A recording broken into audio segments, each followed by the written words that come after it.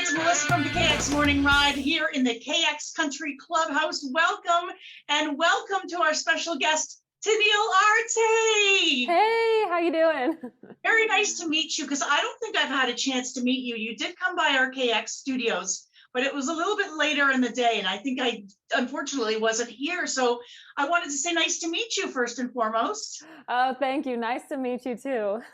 Now, and the second thing, it really should have been the first thing I said. Congratulations, the ACM New Female Artist of the Year nomination.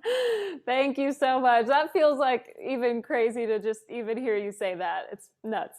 Well, it must have been such a thrill, especially from, you know, a girl from Weyburn, Saskatchewan, our Canadian girl representing there at the ACMs. Thank you. I know. I feel so grateful to get to be Canadian and to be a part of the ACMs. I mean, that's just a dream come true of mine. So I'm really looking forward to it.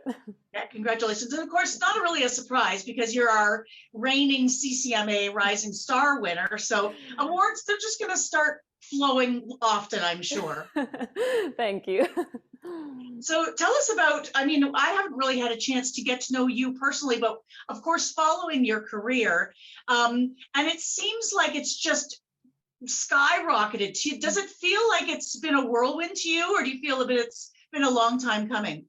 I mean, I don't know. I'm so grateful to be where I am now. And I think everything that I've done in the past has, you know, prepared me and led me to now. So I mean, I've been coming to Nashville and working on my career since I was like 15 years old. So it does feel really great, you know, 10, 11 years later for these things to be happening. And I just feel, yeah, so grateful that, you know, this past year, even though it was during a pandemic, a lot of things actually happened, which was a pleasant surprise. And, you know, not being out there, being able to like even play my music for people. I'm just excited to get back out there because I think it's going to be completely different than it was a year ago. Yeah, definitely. And have you had a chance, of course, are you doing a lot of writing, being a little bit more quarantined?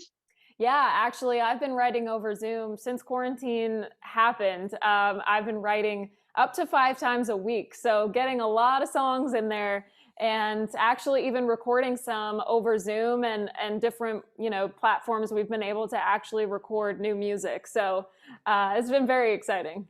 Speaking of new music now, you know, Canada and Canadian radio loves you because you had 2 back-to-back hits here on Canadian radio, and apparently a new single just out actually Wednesday, Give It To Me Straight. Tell us about that one. What's that one about? So this is really the start of all the new music. So I'm very excited about this song. And this was one that was written over Zoom. And I had the idea the night before the writing session. I had heard the phrase, give it to me straight. And I thought, you know, that's so cool. It could really go 2 different ways, you know, give it to me straight like a drink, or when you're talking to somebody or being broken up with, more importantly, you just want somebody to tell you the real reason and not sugarcoat things, because then you walk away with no closure and a lot of questions. So I've definitely experienced that and thought, you know, there's probably a lot of other people out there that have been through that as well. So that's really where this song came from. Is that your personality, Tenille? Are you a straight shooter, or do you tend to avoid confrontation and not really want to rock the boat? I don't like to confront other people, but I do like, you know, especially with my manager or people that I work with, you know, I just want them to tell me the truth, don't sugarcoat it, like what's going on. So I'm definitely like that in my own life. But when it comes to like on the business side, when it comes to like personal stuff, I'm like, don't hurt me. Yeah, because you seem like such a sweet person. I can't even imagine you giving it to somebody straight. Well, I mean, I can be a little bit fiery if somebody really makes me mad, but it doesn't happen very often. So you're living in Nashville now then? I am, yep. Yeah, and have you obviously haven't been home in quite a while then to Canada? I actually was able to make it home for Christmas. I went before they had some of the more restrictions come into Saskatchewan. I was able to make it home. And so I quarantined in my mom's basement, and Christmas Eve was when I was let free and able to actually hug some of my family. So that was the last time, but that was the first time in a year that I got to see everybody. Speaking of your friends and family, I was going to ask you that exactly. What do they think of your success? Like, who was the first person you told about your ACM nomination? My parents. I immediately FaceTimed my mom because I I didn't know that I don't think she knew that they were coming out that morning, so I wanted to make sure that she heard it from me. And then I texted my dad too, and I was just like so excited to be able to share that with them. It's just there's been so many things over the last year, like my Opry debut and things like that, that have been things that my family and I have been dreaming about for a long time. So I just wanted to celebrate with them. And then I have a group chat with my siblings, so I immediately told them. And yeah, I love to share that with them because they've been a huge part of my journey as well.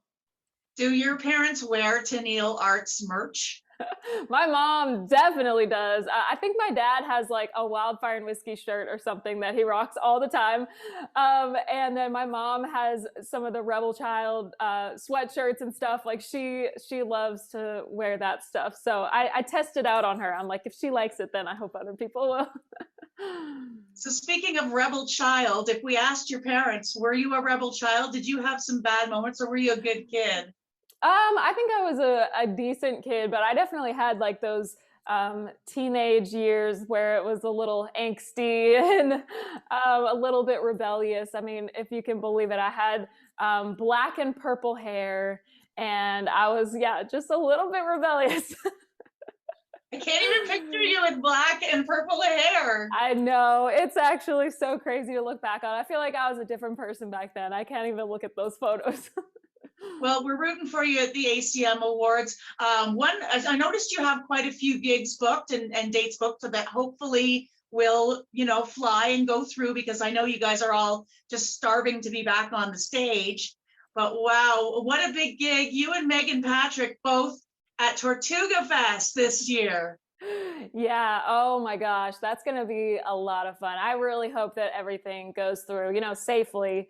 But I am so excited for that. I can't wait. I've got so much new music, and I've been working on the show since we've been able to, get tested and then go into rehearsals. So I'm ready.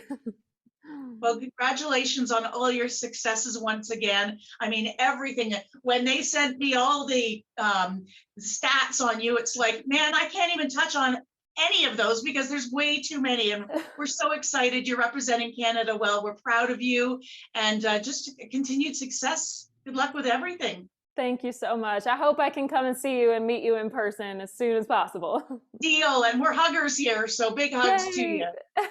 Thank you so much.